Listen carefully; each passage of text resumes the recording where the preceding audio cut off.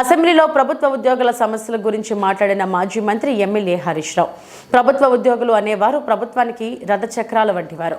వాళ్ళు సంతోషంగా ఉంటేనే అభివృద్ధి సంక్షేమ కార్యక్రమాలు ప్రజలకు సజావుగా చేరుతాయి. కానీ నేడు రాష్ట్రంలోని ప్రభుత్వ ఉద్యోగులందరూ తీవ్రమైన మనోవేదనలో ఉన్నారు. కాంగ్రెస్ పార్టీ మేనిఫెస్టోలో పీఆర్సీ ఇస్తామని, పెండింగ్ డిఏలు బకాయిలు ఇస్తామని, ఓపీఎస్ తెస్తామని మాట ఇచ్చారు. కానీ 2 ఏళ్లైనా అమలు చేయకుండా ఉద్యోగులను మోసం చేస్తున్నారు. తక్షణమే ఉద్యోగులకు, రిటైర్డ్ ఉద్యోగులకు, పోలీసులకు ఇచ్చిన హామీ ప్రకారం బకాయిలు విడుదల చేయాలని కోరారు. ఎందుకంటే ప్రభుత్వ ఉద్యోగులు అనేవాళ్ళు ప్రభుత్వానికి రథచక్రాలు లాంటి వాళ్ళు సంతోషంగా ఉంటేనే అభివృద్ధి కార్యక్రమాలు, సంక్షేమ కార్యక్రమాలన్నీ కూడా ప్రజలకు సజావుగా చేరేటువంటి అవకాశం ఉంటుంది. ఈరోజు వాళ్ళందరూ కూడా తీవ్రమైనటువంటి మనోవేదనతో, ఆవేదనలో ఉన్నటువంటి పరిస్థితి ఉంది. ముఖ్యంగా దేశంలో ఎక్కడ లేని విధంగా ఈరోజు రాష్ట్ర ప్రభుత్వ ఉద్యోగులకు 6 డిఏలు పెండింగ్లో ఉన్నటువంటి పరిస్థితి. అదేవిధంగా పీఆర్సీ అధ్యక్ష, ఈ ప్రభుత్వం వచ్చి 2 సంవత్సరాలైనా ఇంతవరకు పీఆర్సీ ఇయ్యలేదు. ఉద్యోగులందరూ కూడా కోరుతా ఉన్నారు వెంటనే పీఆర్సీ విడుదల చేయాలని. గతంలో కేసీఆర్ గారు 43-39% పీఆర్సీని మా ప్రభుత్వం ఇచ్చింది అధ్యక్ష. అదేవిధంగా ఉద్యోగులకు ఎంప్లాయీస్ హెల్త్ ఇన్సూరెన్స్ స్కీమ్ ఆ రోజు మేము జీవో కూడా ఇచ్చాం. దాన్ని మీరు అమల్లోకి తెస్తామని చెప్పి మేనిఫెస్టోలో పెట్టి కూడా ఈహెచ్ఎస్ స్కీమ్ను అమల్లోకి తేలేదు. దాన్ని కూడా వెంటనే అమల్లోకి తేవాలి. ఉద్యోగుల జీపీఎఫ్ తదితర బకాయిలన్నీ కూడా విడుదల చేయాలని మీ ద్వారా ప్రభుత్వాన్ని కోరుతున్నాం అధ్యక్ష.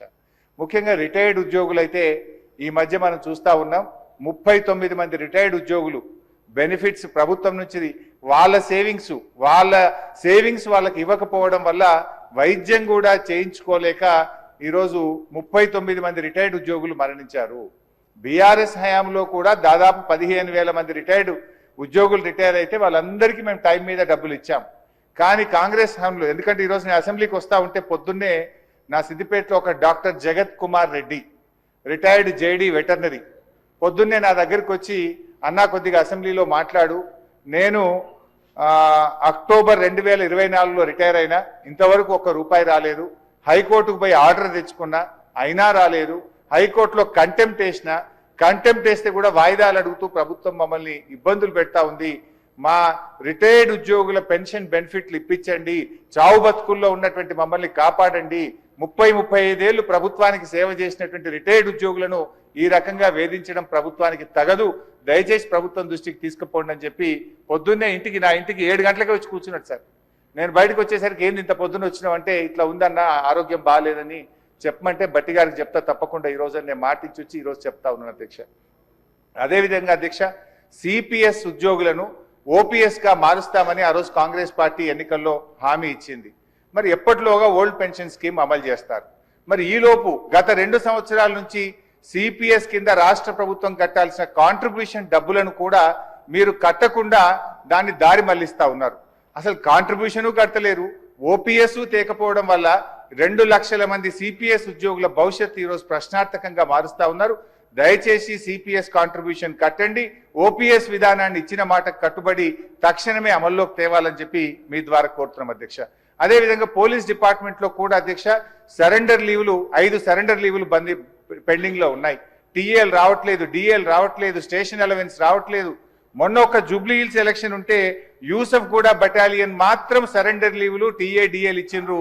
రాష్ట్రంలో 1,00,000 మంది పోలీసులకు సరెండర్ లీవులు, టీఏలు, డిఏలు రాక ఇబ్బందులు పడతా ఉన్నారు. దయచేసి పోలీసులను కూడా ఆదుకోవాలని, గతంలో నేను ఫైనాన్స్ మినిస్టర్ గా ఉన్నప్పుడు ఎప్పటికప్పుడు సరెండర్ లీవ్లు, టీఏ, డిఏలు ఇచ్చాం. ఈ ప్రభుత్వం వచ్చిన 2 సంవత్సరాల నుంచి పెండింగ్ లో ఉన్నాయి కనుక వాటిని విడుదల చేయండి. ఇలా పోలీసులు కూడా తీవ్రమైనటువంటి ఆవేదనలో ఉన్నారు. పోలీసులకు ఉండే ఆరోగ్య భద్రత స్కీమ్ కూడా బంద్ చేసిండ్రు. మీరు ₹1,00,000కే పరిమితం చేసిండ్రు. పోలీస్ కానిస్టేబుల్ చాలా ఇబ్బంది పడతా ఉన్నారు. ఆరోగ్య భద్రతను పునరుద్ధరించండి, గతంలో మాదిరిగా కార్పొరేట్ వైద్యం పోలీసులకు అందించాలని చెప్పి కోరుతూ కాంగ్రెస్ పార్టీ ఎన్నికల మేనిఫెస్టోలో తక్షణమే మేము ఉద్యోగులకు పీఆర్సీ ఇస్తాము, పెండింగ్ డిఏలు ఇస్తాము, బకాయిలు ఇస్తాము, ఓపీఎస్ తెస్తామని మాట ఇచ్చి ఈరోజు కాంగ్రెస్ పార్టీ 2 ఏళ్లైనా అమలు చేయకుండా మోసం చేస్తా ఉంది. జరిగిన అన్యాయం ఇప్పటికే చాలా జరిగింది. తక్షణమే ఇప్పటికైనా ఉద్యోగులకు, రిటైర్డ్ ఉద్యోగులకు, పోలీసులకు ఇచ్చిన హామీకి కట్టుబడి మేలు చేయండి అని చెప్పి మీ ద్వారా ఆర్థిక మంత్రి డిప్యూటీ సీఎం గారిని నేను కోరుతా ఉన్నా. మరిన్ని అప్డేట్స్ కోసం మా ఛానల్ ని సబ్స్క్రైబ్ చేయండి.